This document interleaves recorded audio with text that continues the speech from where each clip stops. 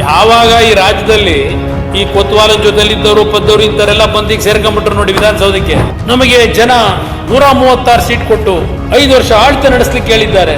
ಹೌದಪ್ಪ, ಏನು ಎರಡನೇ ಅವಧಿಗೆ ದೇವರಾಜ ಅರಸು ನಂತರ ಯಾರು ಸುದೀರ್ಘವಾಗಿ ಮುಖ್ಯಮಂತ್ರಿಗಳಾಗಿರಲಿಲ್ಲ. ಇನ್ನೊಂದು 400 ದಿನ ನಿಭಾಯಿಸ್ಬಿಟ್ರೆ ದೇವರಾಜ ಅರಸು ಅವರ ವಿಕ್ರಮವನ್ನ ದಾಖಲೆಯನ್ನು ಮುರಿದಾಗ್ತಾರಂತೆ. ನಾನೊಬ್ಬ ಹಿಂದುಳಿದ ಮಹಾನ್ ನಾಯಕ, ವರ್ಗದ ನಾಯಕ, ನನ್ನನ್ನು ಮುಗಿಸಬೇಕು ಅಂತ ಹೊಟ್ಟಿದ್ದಾರೆ. ಹೊಟ್ಟೆ ಕಿಚ್ಚು. ಕುಮಾರಸ್ವಾಮಿ 420, 840, ಅದೆಂತದ್ದು 40ಗಳು ಬಹಳ ಅವೆ. ಕುಮಾರಸ್ವಾಮಿ ರಾಜೀನಾಮೆ ಯಾಕೆ ಕೊಟ್ಟಿಲ್ಲ? ನನ್ನ ರಾಜೀನಾಮೆ ಯಾಕೆ ಕೇಳ್ತಾನೆ? ಸುಮ್ಮನೆ ರಾಜೀನಾಮೆ ಕೊಡ್ಲಿಕ್ಕೆ ನನಗೇನು ತಲೆಕೆಟ್ಟೋಯ್ತಾ? ಏನೋ 1.5 ಗಂಟೆ ಡ್ರಿಲ್ಲು, ಏನೋ 1.5 ಗಂಟೆ ಗ್ರಿಲ್ಲು ಲೋಕಾಯುಕ್ತ ಕಚೇರಿ ಒಳಗೆ. ನನ್ನ ಹತ್ರ ಇದೆ, ಇನ್ನೂ ನಾನೇನು ಎಲ್ಲೂ ಓಡೋಗಲ್ಲ. ನನ್ನ ಹತ್ರ ಡಾಕ್ಯುಮೆಂಟ್ ಬಿಟ್ರೆ ಇನ್ನೂ 6 ರಿಂದ 7 ಜನ ಮಂತ್ರಿಗಳು ರಾಜೀನಾಮೆ ಕೊಡಬೇಕಾಗುತ್ತೆ.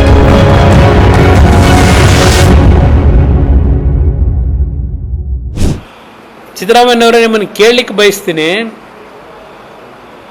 ಇವತ್ತು ಹಲವಾರು ಪ್ರಕರಣಗಳಲ್ಲಿ FIRಗಳನ್ನು ಹಾಕಿಸಿ ಯಾರೋ ದೂರು ಕೊಟ್ಟ ತಕ್ಷಣ ಬಂಧಿಸ್ತಕ್ಕಂಥ ಒಂದು ಪ್ರಕ್ರಿಯೆಗಳನ್ನು ಈ ಸರ್ಕಾರದಲ್ಲಿ ನೀವೇನು ಮಾಡ್ಕೊಂಡ್ಬಂದಿದ್ದೀರಿ? ಈಗಿಲ್ಲಿ ಕೂತಿದ್ದೇವೆ ನಾವು ನೀವು ಎಲ್ಲ. ನಾಳೆ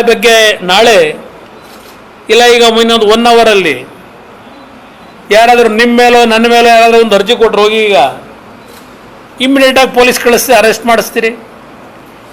ಈ ಒಂದು ಹೊಸ ರೀತಿಯ ಕಾನೂನು ವ್ಯವಸ್ಥೆ ರಾಜ್ಯದಲ್ಲಿ ತಂದಿದ್ದೀರಿ. ನಿಮ್ಮ ಪ್ರಕರಣದಲ್ಲಿ ನ್ಯಾಯಾಲಯ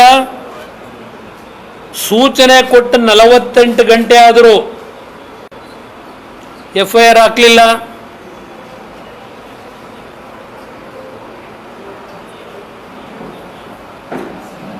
ಈ ಒಂದು ಹೊಸ ಪದ್ಧತಿ ಪ್ರಾರಂಭ ಮಾಡಿದಿರಲ್ಲ ಪರಮೇಶ್ವರ್ ಅವರೇ, ನಿಮ್ಮ ಇಲಾಖೆಯಲ್ಲಿ ನೀವು, ನಿಮ್ಮ ಉಪಮುಖ್ಯಮಂತ್ರಿ, ನಿಮ್ಮ ಮುಖ್ಯಮಂತ್ರಿ ಎಷ್ಟು ಜನ ಅಧಿಕಾರಿಗಳಿಗೆ ನಾವು ಹೇಳಿದಂಥ ರೀತಿಯಲ್ಲಿ ಕೆಲವು ವ್ಯಕ್ತಿಗಳನ್ನು ಇವತ್ತು ರಾಜಕೀಯವಾಗಿ ಮುಗಿಸ್ತಕ್ಕಂಥದ್ದಕ್ಕೆ ಎಷ್ಟು ಶ್ರಮ ವಹಿಸಿ ನೀವು ಕೆಲಸ ಮಾಡ್ತೀರಿ. ಈಗೇನೋ ಸ್ವಲ್ಪ ತಾಯಿ ಚಾಮುಂಡೇಶ್ವರಿ ಮೇಲೆ ಸ್ವಲ್ಪ ನಂಬಿಕೆ ಬಂದು ಪ್ರತಿನಿತ್ಯ ಹೋಗ್ತಾ ಇದ್ದೀರಿ. ಈಗ ತಾಯಿ ಚಾಮುಂಡೇಶ್ವರಿ ನೆನ್ಕೊಂಡು ಮೈಸೂರಿಗೆ. ನಿಮ್ಮಲ್ಲಿ ಆತ್ಮಸಾಕ್ಷಿ ಅನ್ನೋದಿದ್ದರೆ ಹೇಳಿ, ಕಳೆದ 1 ವರ್ಷದಲ್ಲಿ ನಾನು BJP ಜೊತೆ ಸಂಬಂಧ ಬೆಳೆಸ್ತಕ್ಕಂಥದಕ್ಕಿಂತ ಮುಂಚೆ ನಿಮ್ಮ ಸರ್ಕಾರದ ವಿರುದ್ಧ ಗದಾ ಪ್ರಾರಂಭ ಮಾಡಿದಂಥ ದಿನದಿಂದ ಎಷ್ಟು ಚರ್ಚೆಗಳನ್ನು ನಿಮ್ಮ ಅಧಿಕಾರಿಗಳ ವ್ಯಾಪ್ತಿನಲ್ಲಿ ನಿಮ್ಮ ಮಂತ್ರಿಗಳು ನೀವು ಸೇರಿ ಮೀಟಿಂಗ್ಗಳು ಮಾಡಿದ್ದೀರಿ? ನನಗೇನು ಮಾಹಿತಿ ಬರಲ್ವೇ ಏನೇನು ಮಾಡ್ತಾ ಇದ್ದೀರಿ ಅಂತ ಹೇಳಿ. ಇದು ಒಂದು ಭಾಗ. ಬೇರೆ ವಿಷಯಗಳ ಬಗ್ಗೆ ನನಗೆ ಚರ್ಚೆ ಮಾಡಲ್ಲ, ಡೈವರ್ಟ್ ಮಾಡೋದು ಬೇಡ. ಈ ಸರ್ಕಾರವನ್ನು ಅಸ್ಥಿರಗೊಳಿಸಲಿಕ್ಕೆ BJP JDS ಷಡ್ಯಂತ್ರ ಇವೆಲ್ಲ ಪ್ರತಿನಿತ್ಯ ಭಜನೆ ಮಾಡೋಕ್ಕೆ ಶುರು ಮಾಡಿದಿರಿ. ನಮಗೆ ಜನ 136 ಸೀಟ್ ಕೊಟ್ಟು 5 ವರ್ಷ ಆಳ್ತ ನಡೆಸಲಿಕ್ಕೆ ಹೇಳಿದ್ದಾರೆ. ಹೌದಪ್ಪ, ನಿಮ್ಮ ನಾಯಕತ್ವ, ನಿಮ್ಮ ಎಫಿಷಿಯನ್ಸಿ ನೋಡೇ 136 ಸ್ಥಾನ ಕೊಟ್ಟು ನಡೆಸ್ರಪ್ಪ, ನೀವು ರಾಜ್ಯವನ್ನು ಮುಂದುವರಿಸಿ ಭಾಳ ಅಭಿವೃದ್ಧಿ ಮಾಡಿ ಅಂತಲೇ ನಿಮ್ಗೆ ಅಧಿಕಾರ ಕೊಟ್ಟಿದ್ದಾರೆ. ನಾನಿಲ್ಲ ಅಂತ ಹೇಳಲ್ಲ. 5 ವರ್ಷ ನಡೆಸಿ ಅಂತಲೇ ಅಧಿಕಾರ ಕೊಟ್ಟರು. ಆದರೆ ನೀವು ಮಾಡ್ತಿರೋದೇನು ಮಾಡ್ತಾ ಇದ್ದೀರಿ? ನನಗೆ ಒಂದು ನೋವಿದೆ. ಕರ್ನಾಟಕದಲ್ಲಿ ಇವತ್ತು ಅಭಿವೃದ್ಧಿಗಳ ಬಗ್ಗೆ ಚರ್ಚೆ ಇಲ್ಲ. ಪಾಪ ನೆನ್ನೆ ಹೋಗೋದು ಎಂಥದೋ ಪ್ರಗತಿ ಪರಿಶೀಲನಾ ಸಭೆ 8 ಗಂಟೆ ಮಾಡೋರಂತೆ. 8 ಗಂಟೆ ನೆನ್ನೆ ಮೈಸೂರಲ್ಲಿ.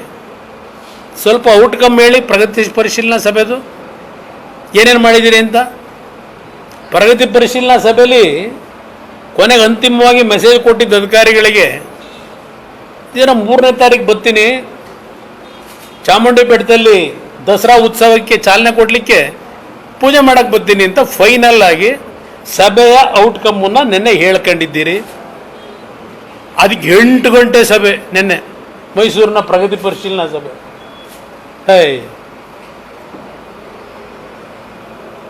ಇದ ನೀವು 7 ವರ್ಷ ಏನು 2ನೇ ಅವಧಿಗೆ ದೇವರಾಜ ಅರಸು ನಂತರ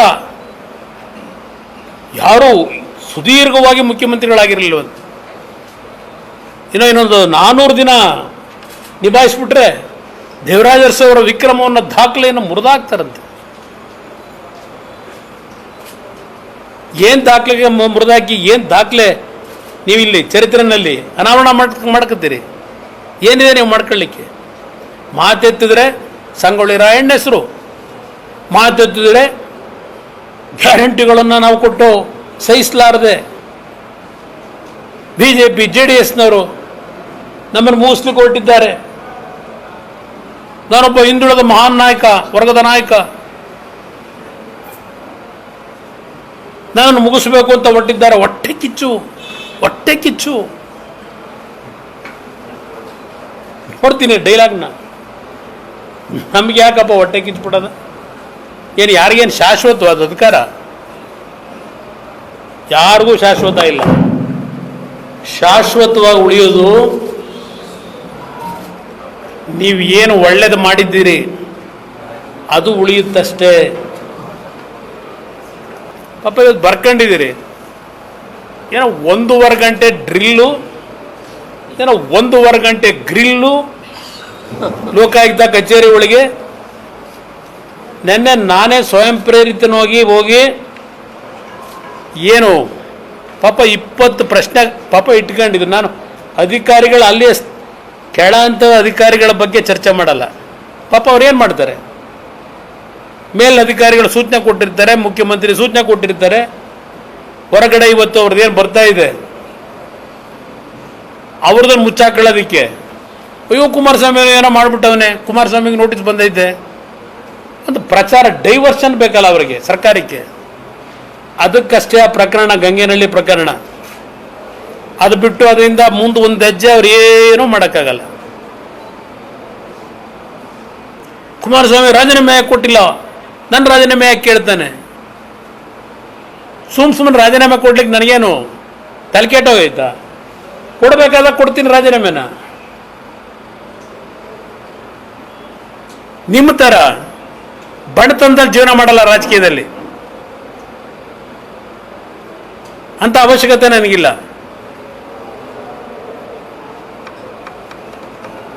ಕುಮಾರಸ್ವಾಮಿ ಕೊಟ್ಟನ ರಾಜೀನಾಮೆನ ಯಾಕೆ ಕೊಡ್ಬೇಕು? ನಾನು ಏನು ತಪ್ಪು ಮಾಡಿದ್ದೀನಿ ಅಂತ? ಲಾಯರ್ ಇದ್ದೀರಿ, ಅಡ್ವೊಕೇಟ್ ಇದ್ದೀರಿ, ನೀವು ಹಲವಾರು ಜನ ಜೊತೆ ಚರ್ಚೆ ಮಾಡ್ಕೊಂಡಿದ್ದೀರಿ ಆ ಫೈಲ್ಗಳನ್ನ. ಏನಿದೆ ಕುಮಾರಸ್ವಾಮಿ ಅದ್ರಲ್ಲಿ ಪಾತ್ರ? ಸಾಯಿ ವೆಂಕಟೇಶ್ ಅವರದಲ್ಲೂ ಬರಲಿ ಮುಂದಕ್ಕೆ ತೀರ್ಪು, ತಲೆಬಾಗ್ಲಿಕ್ಕೆ ತಯಾರಾಗಿದ್ದೀನಿ. ಸಿದ್ದರಾಮಯ್ಯನವರೇ, ಇಷ್ಟೆಲ್ಲ ಕರ್ಮಕಾಂಡ ಮಾಡಿ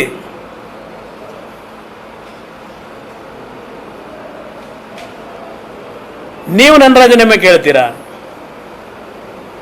ಉದ್ದುದ್ದ ಭಾಷಣ ಮಾಡಿದಿರಲ್ಲಪ್ಪ ಸಿದ್ದರಾಮಯ್ಯನವರೇ. ನೀವೇ ರಾಜ್ಯಪಾಲರ ತೀರ್ಮಾನಗಳ ಬಗ್ಗೆ ನೀವೇ ಅವತ್ತು ಸಮಜಾಯಿಷಿ ಕೊಟ್ಟು ಈಗ ರಾಜ್ಯಪಾಲರಿಗೆ ಮೆಟ್ಟಿನಾರ ಹಾಕಿಸ್ತೀರಾ? ಈಗ ರಾಜ್ಯಪಾಲರ ಪ್ರತಿಕೃತಿ ದಾನ ಮಾಡಿಸ್ತೀರಾ? ಇದಾ ನಿಮ್ಮ ಕಾಂಗ್ರೆಸ್ ಸರ್ಕಾರ ಸಂವಿಧಾನವನ್ನು ರಕ್ಷಣೆ ಮಾಡ್ತಕ್ಕಂಥದ್ದು ನಿಮ್ಮದು?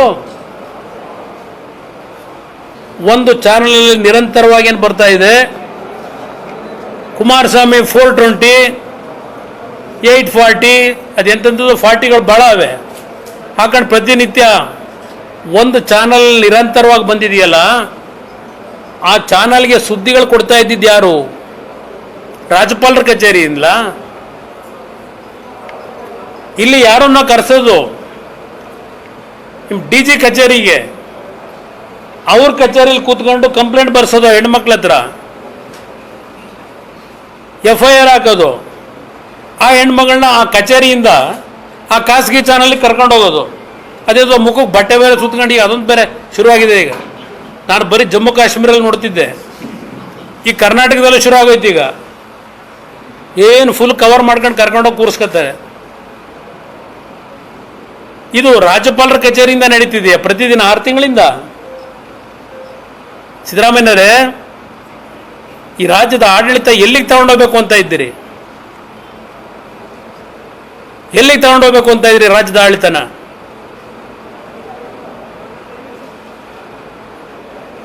ಆ ಕೆಂಗಾಲ ಹನುಮಂತಯ್ಯನವರು ಕಟ್ಟಿಸಿರ್ತಕ್ಕಂಥ ಆ ಒಂದು ಕಟ್ಟಡ ಸರ್ಕಾರದ ಕೆಲಸ, ದೇವರ ಕೆಲಸ.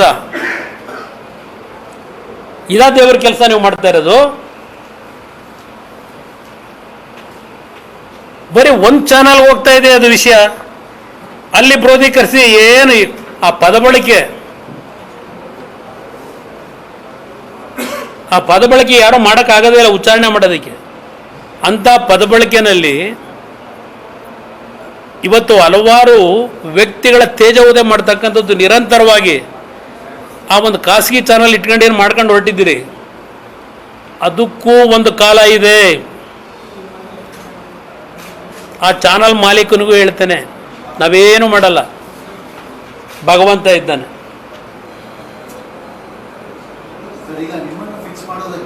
ಫಿಕ್ಸ್ ಮಾಡ್ಕೊಳ್ಳಿ, ಹಿಡ್ಕೊಂಡಿರೋದು ಯಾರು? ಎಲ್ಲ ಸೇರಿದ್ದಾರೆ. ಈಗ ಅದರಲ್ಲಿ ನನ್ನನ್ನು ಯಾರೂ ಶಿಕ್ಷಕ್ಕಾಗಲ್ಲ. ಯಾವ ತನಿಖೆ ಬೇಡ, ನಾನು ಅದಕ್ಕೆ ಭಯ ಇಲ್ಲ. ನನಗೆ ಫ್ರೀಯಾಗಿ ಮಾಡ್ಕೊಳ್ಳಿ ಅಂತ ಬಿಟ್ಟಿದ್ದು ಎಷ್ಟು ವರ್ಷ ಆಯಿತು? 12 ವರ್ಷ ಆಗಿದೆ. 12 ವರ್ಷದಿಂದ ಕಡುಪು ಕಡಿತಾವ್ರು ಅದು ಹಿಡ್ಕೊಂಡು. ನನ್ನ ತನಿಖೆ ಬರ್ದಿನ 12 ಇಯರ್ಸಿಂದ ನಾನು ಇವ್ರ ತನಿಖೆಗೆಲ್ಲ ಎದರವನಲ್ಲ. ಪಾಪ ಸಿದ್ದರಾಮಯ್ಯರು ಹೇಳ್ತಾರೆ, ಅವ್ರಿಗೂ ಎದರಲ್ಲ ನಾನು. ಯಾವಾಗ ಈ ರಾಜ್ಯದಲ್ಲಿ ಈ ಕೊತ್ವಾಲನ ಜೊತೆಲಿದ್ದವರು ಪದ್ದವರು ಇಂಥವರೆಲ್ಲ ಬಂದು ಈಗ ಸೇರ್ಕೊಂಡ್ಬಿಟ್ರು ನೋಡಿ ವಿಧಾನಸೌಧಕ್ಕೆ. ಅಲ್ಲ ನಿಮ್ಗೆ ಗೊತ್ತಿದೆಯಲ್ಲ, ಅಂಥವರೆಲ್ಲ ಸೇರ್ಕೊಂಡ ಮೇಲೆ ಅಂತಾರೆ ಬೇಕಲ್ಲ ಈಗ ಸರ್ಕಾರಕ್ಕೆ. ಸಿಬಿಐಗೆ ಇನ್ನೇನು ಕೊಡಂಗೆ ಇಲ್ವಲ್ಲ ನಾವೀಗ, ಅವ್ರು ಬರಂಗೆ ಇಲ್ವಲ್ಲ ಕರ್ನಾಟಕಕ್ಕೆ. ಈಗ ನೋಡೋಣ. ಓ ಇದ ಬಿಡದಿ ಬಂದ ಈ ಶಂಕರ್ ನಾಯಕಂದ. ಅಯ್ಯೋ ಇದು ಇಂಥವು 1000 ಅವಲ್ಲ. ಈಗ ಕೇಳರು ಯಾರೂ ಇಲ್ಲ. ಸಿಗ್ತಾರೆ ಜಮೀನಿಗೆ ಯಾರನ್ನ ಬೇಕಾದ್ರೂ ಹೋಗ್ತಾರೆ, ಹೊಡಿತಾರೆ, ಹೊರಗಾಗ್ತಾರೆ. ಶಂಕರ್ ನಾಯಕ್ ಬಿಡದಿ ಕತೆ ಹೇಳ್ತಾವ್ರೆ ನಮ್ಮ ಮಂಜಣ್ಣ. ಇಲ್ಲೊಬ್ಬವನೇ ಹಾಂ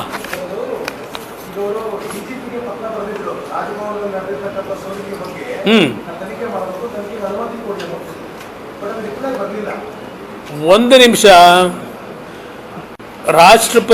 ರಾಜ್ಯಪಾಲರು ಪತ್ರ ಬರೆದ್ರಲ್ವೇ? ಪತ್ರ ಬರೆದಿದ್ದಕ್ಕೆ ರಾಜ್ಯಪಾಲರಿಗೆ ಕಮ್ಯುನಿಕೇಟ್ ಮತ್ತು ಮಾಡಲಿಲ್ಲ. ನನಗಿರೋ ಮಾಹಿತಿ ಗೊತ್ತಿಲ್ಲ ನನಗೆ. ಈಗ ಮಾಧ್ಯಮದಲ್ಲಿ ಬರಬೇಕಲ್ಲ. ಏನೇ ಮಾಡಿದ್ರು ಸರ್ಕಾರದಲ್ಲಿ ಯಾವುದೋ ಒಂದು ಮಾಧ್ಯಮದಲ್ಲಾದರೂ ಬಿಡಿಸ್ತಾರೆ, ಬಲ್ಲ ಮೂಲಗಳು ಅಂತ ಹೇಳಿ. ಆ ಥರ ಯಾವುದೂ ಬಂದಿಲ್ಲ. ರಾಜ್ಯಪಾಲರಿಗೆ ಕಮ್ಯುನಿಕೇಟ್ ಮಾಡಿದ್ದೀವಿ ಅನ್ನೋದು ಎಲ್ಲೂ ಬಂದಿಲ್ಲ. ಈಗ ರಿಲೀಸ್ ಆಗಿರೋದು ರಾಜ್ಯಪಾಲರ ಕಚೇರಿಯಿಂದಲೇ ಸೋರಿಕೆ ಆಗಿರ್ಬೋದು. ನಮ್ಮ ಗ್ರೇಟ್ ಯಾರೂ ಇಲ್ಲದೆ ಇರ್ತಕ್ಕಂಥ ಹೋಮ್ ಮಿನಿಸ್ಟ್ರಿಗ ಪರಮೇಶ್ವರ್ ಅವರು ನೆನ್ನೆನೂ ಹೇಳಿಕೆ ಕೊಟ್ಟಿದ್ದಾರೆ, ರಾಜ್ಯಪಾಲರ ಕಚೇರಿನೂ ತನಿಖೆ ಮಾಡಬೇಕು ಅಂದ್ರೆ ಮಾಡ್ತೀವಿ ಅಂತ ಹೇಳಿ. ಹಾಂ, ಅಂದರೆ ನಮ್ಮ ಜೊತೆಲೇ ಇದ್ದರು, ಗೊತ್ತಿದೆ, ನನಗೂ ಅನುಭವ ಇದೆ. ಇಲ್ಲಿ ನಾನು ಹೇಳೋದು, ಈ ವಿಚಾರಣೆ ಮಾಡಲಿಕ್ಕೆ ಪರ್ಮಿಷನ್ ಕೊಡಿ ಅಂತ ಪತ್ರ ಬರೆದವರಲ್ಲ ಚಂದ್ರಶೇಖರ್. ಈಗ ಇದು ಪತ್ರಿಕೆಯಲ್ಲಿ ಬಂದಿದೆಯಲ್ಲ, ವಿಚಾರಣೆಗೆ ಪರ್ಮಿಷನ್ ಕೊಡಬೇಕು ಅಂತ ಹೇಳಿ ಅವ್ರ ಮೇಲಧಿಕಾರಿಗೆ ಯಾರಿಗೋ ಕೊಟ್ಟವರಲ್ಲ. ಇಲ್ಲಿ ಪ್ರಶ್ನೆ, ಈ ಒಂದು ಮಾಹಿತಿ ಒಂದೇ ಒಂದು ಖಾಸಗಿ ಚಾನಲ್ಗೆ ಹೋಗಿರೋದು, ಎಲ್ಲ ಚಾನಲ್ಗಳಿಗೂ ಹೋಗಿಲ್ಲ, ಎಲ್ಲ ಮಾಧ್ಯಮದ ಮಿತ್ರರಿಗೂ ಹೋಗಿಲ್ಲ. ಈ ಸೋರಿಕೆ IGPಯ ಕಚೇರಿ, ರಾಜ್ಯಪಾಲರ ಕಚೇರಿ, ಇದರ ಮಧ್ಯದಲ್ಲಿ ನಡೆದಿರ್ತಕ್ಕಂಥದ್ದು ಇದು. ಇಲ್ಲಿ ನಿರಂತರವಾಗಿ ಕಳೆದ 3 ತಿಂಗಳಿಂದ ಹಲವಾರು ಪ್ರಕರಣಗಳೇನು ನಡೀತಾ ಇದೆ. ಆ ಪ್ರಕರಣಗಳಿಗೆ ಸಂಬಂಧಪಟ್ಟಂತ ದೂರುಗಳು ಬಂದಂಥದ್ದು DG ಕಚೇರಿನಲ್ಲಿ ದೂರು ದಾಖಲೆ ಆದ ತಕ್ಷಣ ಆ ದೂರು ಕೊಟ್ಟಂಥ ವ್ಯಕ್ತಿಗಳು ಯಾವ ಚಾನಲ್ಗೆ ಹೋಗಿ ಕೂರ್ತಾ ಇದ್ದಾರೆ, ಯಾವ ಚಾನಲ್ನಲ್ಲಿ ಬಟ್ಟೆ ಕಟ್ಟಿ ಪ್ರತಿದಿನ 3 ಗಂಟೆ 4 ಗಂಟೆ ಪ್ರಚಾರಗಳು ಮಾಡ್ಕೊಂಬಂದರು.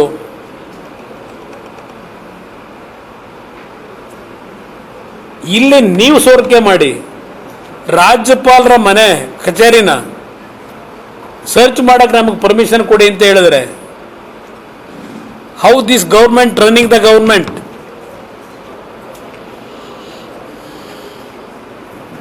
Is there governance is there here?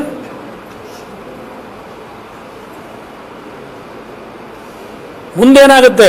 ಇದು ಇಲ್ಲಿಗೆ ನಿಲ್ಲಲ್ಲ. ಈ ಥರ ಆದರೆ ಹೇಳಿದ್ರಲ್ಲ ಸಿದ್ದರಾಮಯ್ಯನವರು 40% ಸರ್ಕಾರ ಅಂತ ಹೇಳಿ ಜನಗಳ ಮುಂದೆ ಹೇಳಿ ಬಂದರಲ್ಲ. ಇವತ್ತು ಅವ್ರ ಪಕ್ಷದವರೇ ಹೇಳ್ತಾರೆ ಇವರು ಬಂದಮೇಲೆ 40%ಗೂ ಜಾಸ್ತಿ ಆಗಿದೆ ಅಂತ ಹೇಳಿ. ಇದಕ್ಕೆ ನಿಮಗೆ ಜನ ಅಧಿಕಾರ ಕೊಟ್ಟರೆ ಸಿದ್ದರಾಮಯ್ಯನವರೇ? ನನ್ನ ಹತ್ರ ಇದೆ ಏನು, ಇನ್ನೂ ನಾನೇನು ಎಲ್ಲೂ ಓಡೋಗಲ್ಲ. ನನ್ನ ಹತ್ರ ಇರೋ ಡಾಕ್ಯುಮೆಂಟ್ ಬಿಟ್ಟರೆ ಇನ್ನೂ 6 ರಿಂದ 7 ಜನ ಮಂತ್ರಿಗಳು ರಾಜೀನಾಮೆ ಕೊಡಬೇಕಾಗತ್ತೆ. ಬಿಡೋಣ ಹೆದರ್ಕೊಂಡು ಹೋಗಲ್ಲ.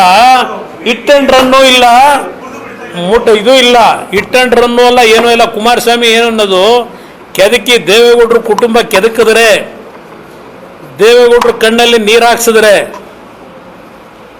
ನಾವು ಯಾರು ತೀರ್ಪು ಕೊಡೋರಲ್ಲ, ನಾವು ಯಾರು ಶ್ರಮ ಹಾಕಬೇಕಾಗಿಲ್ಲ. ಯಾವ ದೇವೇಗೌಡರು ಶಿವನನ್ನು ನಂಬಿ ಬದುಕಿದ್ದಾರೆ ಈ 92ನೇ ವಯಸ್ಸಿನಲ್ಲೂ, ಆ ವ್ಯಕ್ತಿಯ ಕಣ್ಣಲ್ಲಿ ನೀರು ಏನು ಬಿದ್ದಿದೆ, ಆ ವ್ಯಕ್ತಿಯ ನೋವೇನಿದೆ, ಆ ನೋವಿನಲ್ಲಿ ಈ ಸರ್ಕಾರ ಯಾವ ರೀತಿ ಭಸ್ಮ ಆಗುತ್ತೆ ಅಂತಕ್ಕಂಥದ್ದು ಭಗವಂತ ಮಾಡ್ತಾನೆ, ನಮಗಿಲ್ಲ. ಅದು ಭಗವಂತ ಮಾಡಿದ್ದಾನೆ ಈಗಾಗಲೇ. ಪಾಪ ಎದುರಲ್ಲ ಅಂತಾರೆ. ನಾನು ಮೊನ್ನೆ ಅವ್ರು ಕೆಲಸ ಮಾಡೋ ಹೇಳ್ತೇವೆ ಪಾಪ ಸಾರ್ 2:30-3 ಗಂಟೆ ರಾತ್ರಿ ಎದ್ಬಿಟ್ರು, ದಿಕ್ಕಿನ ಎದ್ದು ಕೂತ್ಕೊಂಡ್ಬಿಟ್ರು. ಡಾಕ್ಟ್ರು ಕರೆಸಿದ್ರು, ಡಾಕ್ಟ್ರು ನೀವೆಲ್ಲೂ ಹೋಗ್ಬಾರ್ದು ಇಲ್ಲೇ ಇರಬೇಕು ಅಂತ ಕೂರಿಸ್ಕೊಂಡಿದ್ರು. ಇದು ನಿಮ್ಮ ಪರಿಸ್ಥಿತಿಗೆ ಬಂದಿದ್ದೀರಪ್ಪ. ನಾನು ಯಾರಿಗೂ ಎದುರಲ್ಲ. ಇನ್ಯಾರಿಗೆ ರಾಜ್ಯದ ಮುಖ್ಯಮಂತ್ರಿ ಪರಿಸ್ಥಿತಿ ಅಲ್ಲಿಗೆ ಬಂದಿದೆ.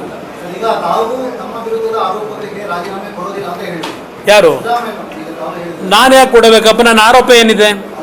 ನನ್ನ ಮೇಲೆ ಆರೋಪ ಏನಿದೆ ಹೇಳಿ? ಆರೋಪ ನನ್ನ ಮೇಲೆ ಏನಿದೆ? ಗಂಗೆನಹಳ್ಳಿ ನಂದು ನನ್ನ ಪಾತ್ರ ಏನು ಹೇಳಿ? ಸಿದ್ಧ ನೋಡಿ, ದಾಖಲೆಗಳು ನಿಮ್ಮ ಮುಂದೆ ಇದೆ. ಕುಮಾರಸ್ವಾಮಿ ತೆಗೆದುಕೊಂಡಂತ ನಿರ್ಧಾರದ ದಾಖಲೆನೂ ನಿಮ್ಮ ಮುಂದೆ ಇದೆ. ಒಂದೇ ನಿಮಿಷ ಬ್ರದರ್. ಎಸ್, ನಾನು ಸೈನ್ ಹಾಕಿದ್ದೇನೆ. ನನ್ನ ಒಂದು ನಿಮಿಷ ಇರಿ, ಒಂದು ನಿಮಿಷ.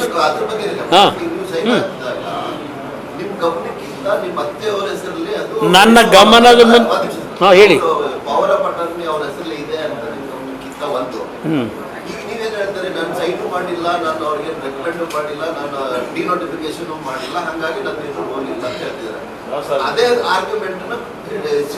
ಒಂದು ನಿಮಿಷ ನಾನು ಹೇಳೋದು ಕೇಳಿ, ಅದಕ್ಕೇನು ಹೇಳಿದ ಅರ್ಥ ಮಾಡ್ಕೊಳ್ಳಿ. ನಾನು ಮುಖ್ಯಮಂತ್ರಿ ಇದ್ದಾಗ ನೀವೇ ನೋಡಿದಿರಿ, ಜನತಾ ದರ್ಶನ ಮಾಡಬೇಕಾದ್ರೆ ಬೆಳಗ್ಗೆ 9 ಗಂಟೆಯಿಂದ ರಾತ್ರಿ 12 ಗಂಟೆ 1 ಗಂಟೆವರೆಗೆ ಮಾಡಿದ್ದೀನಿ. ಸಾವಿರಾರು ಅರ್ಜಿಗಳು ತಗೊಂಡಿದ್ದೀನಿ. ಅದಲ್ಲದೆ ಇದ್ದಾಗಲೂ ಬೇರೆ ಸಂದರ್ಭದಲ್ಲೂ ಒಂದು 500 ಜನ ಇದ್ದೇ ಇರ್ತಾರೆ ನನ್ನ ಹತ್ರ. ಯಾರು ನನಗೆ ಅರ್ಜಿ ಕೊಡ್ತಾರೆ ಆ ಅರ್ಜಿ ಮೇಲೆ ಕಡತ ಅಂತೇಳಿ ಆಯಾ ಇಲಾಖೆಗಳು ಕಳಿಸ್ತೀವಿ. ಕಳಿಸಿದ ಮೇಲೆ ನಮ್ಮ ಸೆಕ್ರೆಟರಿ ಏನಿರ್ತಾನೆ ಅವರು ಮುಖ್ಯಮಂತ್ರಿಗಳು ಆದೇಶ ಮಾಡಿದ್ದಾರೆ, ಇದಕ್ಕೆ ಸಂಬಂಧಪಟ್ಟಂತ ಕಡತ ಕಳಿಸಿ ಅಂತ ಹೇಳ್ತಾರೆ. ಸರಿಯಪ್ಪ, ಆ ಕೇಸಲ್ಲಿ ಕಡತ ನನ್ನ ಹತ್ರ ಬಂತು. ನಾನು ಏನು ಆದೇಶ ಮಾಡಿದ್ದೇನೆ ಅದರಲ್ಲಿ ಓದಿದ್ದೀರಾ? ಒಂದು ನಿಮಿಷ ಇರಿ. ನಾನು ಆದೇಶ ಮಾಡಿರೋದು ಆಗಸ್ಟ್ ತಿಂಗಳು, ನನ್ನ ಅಧಿಕಾರ ಹೋಗಿದ್ದು ಅಕ್ಟೋಬರಲ್ಲಿ. ನನ್ನ ಅಧಿಕಾರ ಹೋಗಿದ್ದು ಆಗಸ್ಟ್ ತಿಂಗಳಲ್ಲಿ. ಆ ಕಡತ ಬಂದಾಗ ನಾನು ಏನು ಆದೇಶ ಮಾಡಿದ್ದೀನಿ ಅದರಲ್ಲಿ ಓದಿದ್ದೀರಾ? ಅವ್ರ ಪಾಪ ರಿಲೀಸ್ ಮಾಡಿದ್ರಲ್ಲ, ಕೃಷ್ಣ ಬೈರೇಗೌಡರು ರಿಲೀಸ್ ಮಾಡವ್ರೆ. ಅದರಲ್ಲಿ ನಾನು ಹೇಳಿರ್ತಕ್ಕಂಥದ್ದು ಆ ಪ್ರಕರಣಕ್ಕೆ ಸಂಬಂಧಪಟ್ಟಾಗೆ 3 ನ್ಯಾಯಾಲಯದ ತೀರ್ಪುಗಳಿದೆ. ಹೈಕೋರ್ಟ್ನಲ್ಲಿ ಮೊದಲನೇ ತೀರ್ಪಿದೆ, ಡಿವಿಷನಲ್ ಬೆಂಚ್ನಲ್ಲಿ 2ನೇ ತೀರ್ಪಿದೆ, ಸುಪ್ರೀಂ ಕೋರ್ಟ್ನ ತೀರ್ಪಿದೆ. ಆ ನ್ಯಾಯಾಲಯಗಳು ಕೊಟ್ಟಿರ್ತಕ್ಕಂಥ ತೀರ್ಪಿನ ಹಿನ್ನೆಲೆಯಲ್ಲಿ ಆ ಒಂದು ಭೂಮಿಗೆ ಇರ್ತಕ್ಕಂಥ ಪ್ರಕರಣ ಏನಿದೆ, ಆ ಭೂಮಿಯ ಮಾಲೀಕರು ಬಿಡಿಎ ಅಧಿಕಾರಿಗಳ ಒಂದು ಸಭೆಯನ್ನು ಕರೆದು ಭೂ ಸ್ವಾಧೀನ ಬಿಡಿಎ ಸಂಪೂರ್ಣವಾಗಿ ಪಡೆದು ಬಡಾವಣೆ ಇದೆಲ್ಲವನ್ನ ಕುಲಂಕುಷವಾಗಿ ಪರಿಶೀಲಿಸಿ ಕಾನೂನಿನ ರೀತ್ಯ ಮುಂದುವರಿಬಹುದು ಅಂತ ಹೇಳಿದ್ದೀನಿ. ಡಿನೋಟಿಫಿಕೇಶನ್ ಆದೇಶನ ಅದು ಕ್ಲೋಸ್ ಮಾಡಿದ್ದೀನಿ. ಅದಾದ ಮೇಲೆ 2010ರಲ್ಲಿ ಆ ಸಬ್ಜೆಕ್ಟ್ ಬಂದಿದೆ ಡಿನೋಟಿಫಿಕೇಶನ್ದು, ಅಲ್ವೇ? ಏನು ಹೌದು.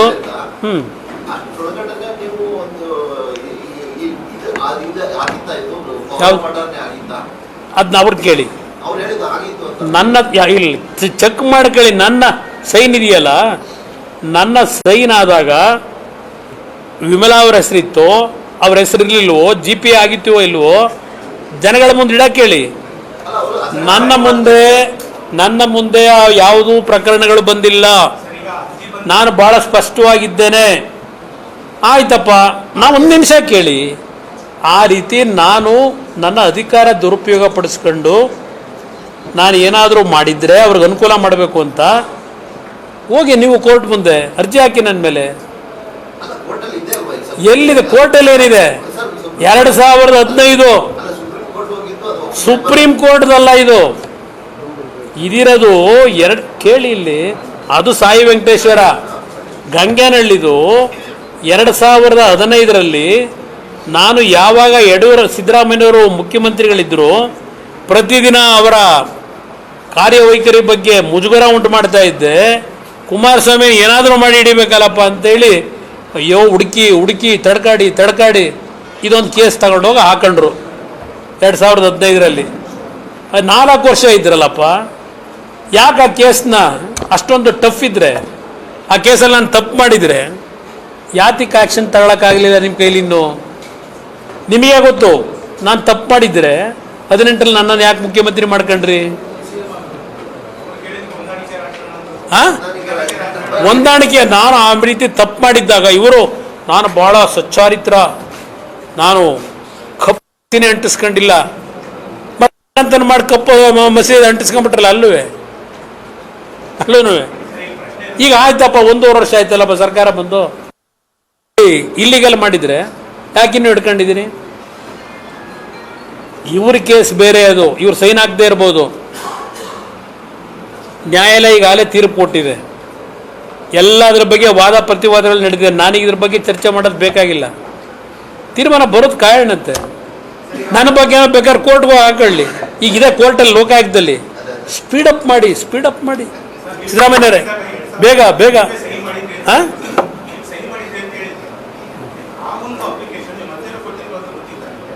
ನೋಡಿ, ನನ್ನ ಗಮನಕ್ಕೆ ಬಂದಿಲ್ಲಪ್ಪ. ಈಗ ಯಾರು ಬೇಕಾದರೂ ಖರೀದಿ ಮಾಡ್ತಾರೆ. ನಾನು ಸಿದ್ದರಾಮಯ್ಯವ್ರಿಗೂ ಏನು ಹೇಳಿದೆ? 15 ಅಲ್ಲಪ್ಪ 50 ಸೈಟ್ ತಗೊಳ್ಳಿ ಎಂದೆ. ಕಾನೂನು ವ್ಯಾಪ್ತಿ ಒಳಗೆ ಮಾಡ್ಕೊಳ್ಳಿ ಅಂತ ಹೇಳಿದೆ. 100 ಬಾರಿ ಹೇಳಿದ್ದೀನಿ ಸಿದ್ದರಾಮಯ್ಯವ್ರಿಗೆ. ನೀವು 15 ಸೈಟ್ ತಗೊಂಡಿದ್ದು ತಪ್ಪು ಅಂತ ಹೇಳ್ತಿಲ್ಲ, 40 ತಗೊಳ್ಳಿ, ಆದರೆ ಕಾನೂನೊಳಗೆ ತಗೊಳ್ಳಿ. ಯಾರು ಮಾಡಬಾರ್ದು ಅಂತ ಇಲ್ಲ.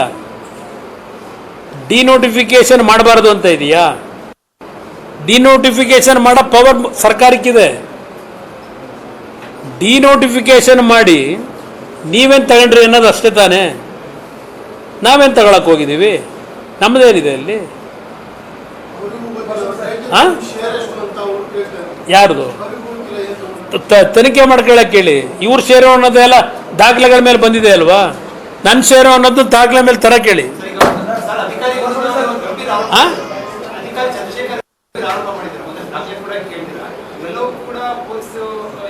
ಈ ಸರ್ಕಾರಕ್ಕೆ ಏನಾದರೂ ಮಾನ ಮರ್ಯಾದೆ ಇದ್ರೆ ಇಂಥ ವ್ಯಕ್ತಿಗಳನ್ನ ಇನ್ನೂ ಇಟ್ಕೊಂಡು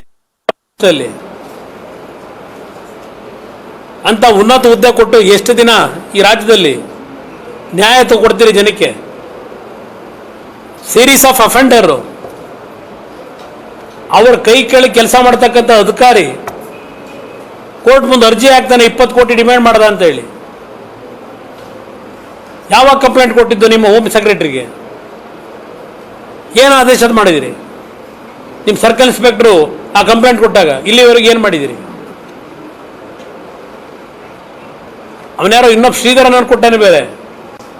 ನಿಮ್ಮ ಸರ್ಕಾರಿ ಅಧಿಕಾರಿನ ಅವ್ರ ಕೈ ಕೆಳಗೆ ಕೆಲಸ ಮಾಡಿದವನು 20 ಕೋಟಿ ಡಿಮ್ಯಾಂಡ್ ಮಾಡ್ದ ಅಂತ ಹೇಳಿ ಕಂಪ್ಲೇಂಟ್ ಕೊಟ್ಟವನಲ್ಲ ಕೋರ್ಟಲ್ಲಿ. ಏನು ಆ್ಯಕ್ಷನ್ ತಗೊಂಡಿದ್ದೀರಿ? ರಜದ ಮೇಲೆ ಕಳಿಸಿದ್ರೋ ಇಲ್ಲ ಸಸ್ಪೆಂಡ್ ಮಾಡಿದಿರೋ ಅವನ್ನ?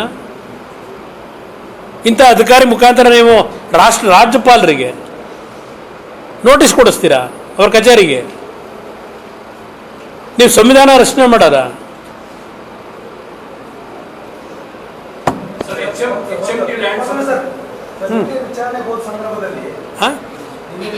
ಏನೂ ಆಗಿಲ್ಲ ಬ್ರದರ್. ನಾನು ಕೇಳಿ ಅದೆಂತದ್ದು ಬರ್ಕೊಂಡಿದ್ದೀರಿ 1.5 ಗಂಟೆ 2 ಗಂಟೆ, ಅಲ್ಲೇನು 1.5 ಗಂಟೆನೂ ಇಲ್ಲ 2 ಗಂಟೆನೂ ಇಲ್ಲ, 10 ನಿಮಿಷದಲ್ಲಿ ಆಯಿತು. ನಾನು ಅವ್ರಿಗೆ ಕೇಳಿದೆ, ಯಾಕಪ್ಪ ನನಗೆ ನೋಟಿಸ್ ಕೊಟ್ಟು ನಂದೇನು ತಪ್ಪಿದೆ ಹೇಳಪ್ಪ ಅಂತ. ನಾನು ಪ್ರಶ್ನೆ ಮಾಡಿದ್ದೀನಿ, ನನಗೆ ಯಾವ ಆಧಾರದ ಮೇಲೆ ಕೊಟ್ಟಿದೆಯಪ್ಪ ಹೇಳು, ನಂದೇನಿದೆ ಇದರಲ್ಲಿ ಪಾತ್ರ, ಯಾವ ತನಿಖೆ ಮಾಡ್ತಾ ಇದ್ದೀರಿ?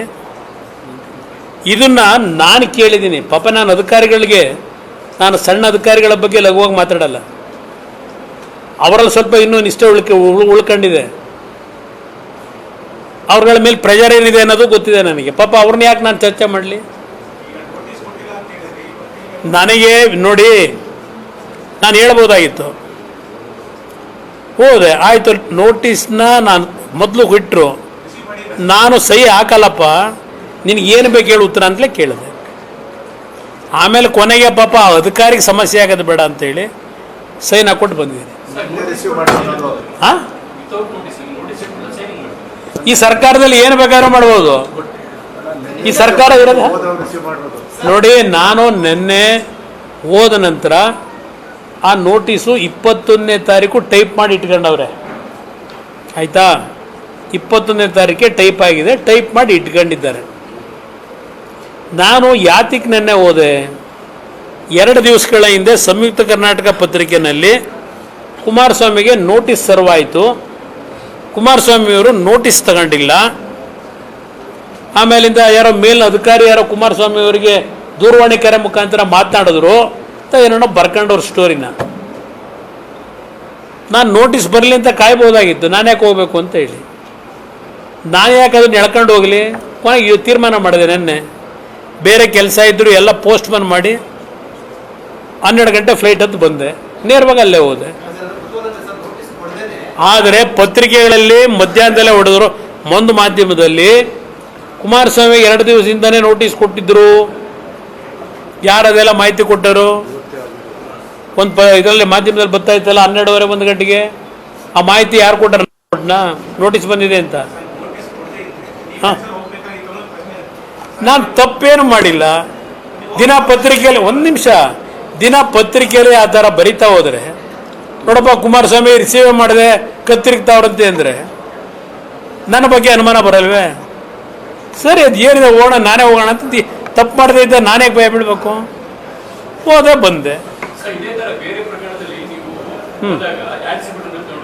ಎಸ್, ಹೌದು. ಹಾಂ, ಬೇಕಿಲ್ಲ ಅಂತ ಹೇಳಿದ್ರು ಹೋದಾಗ. ಆಮೇಲಿಂದ ಏನು ಮಾಡಿದ್ರು? ರಿಜಿಸ್ಟ್ರಲ್ಲಿ ಏನು ಬರ್ಕೊಂಡಿದ್ರು? ಕುಮಾರಸ್ವಾಮಿಯವರನ್ನ ಬಂಧಿಸಿ ಜಾಮೀನು ಮೇಲೆ ಬಿಡುಗಡೆ ಮಾಡಿದ್ದೇವೆ ಅಂತ ಬರ್ಕೊಂಡವರಲ್ಲಿ ಫೈಲಲ್ಲಿ. ಇವ್ರು ಹೇಗೆ ಅವರೇನದಕ್ಕೆ? ಈ ಸರ್ಕಾರ ಮನುಷ್ಯತ್ವ ಇಲ್ಲ, ಇವರಿಗೆ ಮನುಷ್ಯತ್ವ ಇಲ್ಲ, ಭಯ ಭಕ್ತಿ ಇಲ್ಲ ಈ ಸರ್ಕಾರಕ್ಕೆ. ಸರ್ಕಾರ ಅಂತ ಕರಿತೀರಾ? ಯಾವ ನೈತಿಕತೆ ಇವರಿಗೆ? ನರೇಂದ್ರ ಮೋದಿ ಬಗ್ಗೆ ಮಾತಾಡೋದಕ್ಕೆ ನಾನು ಹಲವಾರು ಬಾರಿ ಮಾತಾಡ್ಬೋದು. ನಾನು ಇಂಥ ಸರ್ಕಾರನ ಇತಿಹಾಸದಲ್ಲೇ ಬಂದಿಲ್ಲ. ಕರ್ನಾಟಕ ಈ ಮಟ್ಟಕ್ಕಾಗುತ್ತೆ ಅಂತ ಹೇಳಿ ನಮ್ಮ ಕನಸು ಮನಸ್ಸಿನಲ್ಲೂ ಅನ್ಕೊಂಡಿರಲಿಲ್ಲ ನಾನು. ಇಂಥ ಆಡಳಿತ ಬರುತ್ತೆ ರಾಜ್ಯದಲ್ಲಿ ಅಂತೇಳಿ. ಮುಂದಕ್ಕೆ ಏನು ಜನಕ್ಕೆ ಉತ್ತರ ಕೊಡ್ತೀರಿ? ಎಷ್ಟು ದಿವಸ ಇರ್ತೀರಿ ನೀವು? ನಾಳೆ ಇನ್ನೊಂದು ಸರ್ಕಾರ ಬರುತ್ತೆ. ಈಗ ಮಾಡ್ತಾ ಇದ್ದೀರಲ್ಲ, ಯಾವುದೋ ಹೆಣ್ಮಗಳು ಕರೆಸೋದು, ಒಂದು ಕಂಪ್ಲೇಂಟ್ ತಗೊಳ್ಳೋದು, ಮುಖಡ ಹಾಕ್ಸ್ಕೊಂಡು ಟಿ ವಿ ಮುಂದೆ ತೋರಿಸೋದು, ತಗೊಂಡೋಗಿ ಜೈಲಿಗೆ ಕೂರಿಸೋದು, ಈ ಕೆಲಸಗಳನ್ನು ಮುಂದೆ ಇದೇ ಕಂಟಿನ್ಯೂ ಆದರೆ ಯಾವನು ಅಧಿಕಾರದಲ್ಲಿ ಮುಂದುವರಿಕೆ ಆಗ್ತಿದೆ? ಯಾವನು ಜನಪ್ರತಿನಿಧಿ ಕೆಲಸ ಮಾಡ್ತಾನೆ? ಇದು ಫೌಂಡೇಶನ್ ಹಾಕಿದ್ದೀರಿ. Thank you.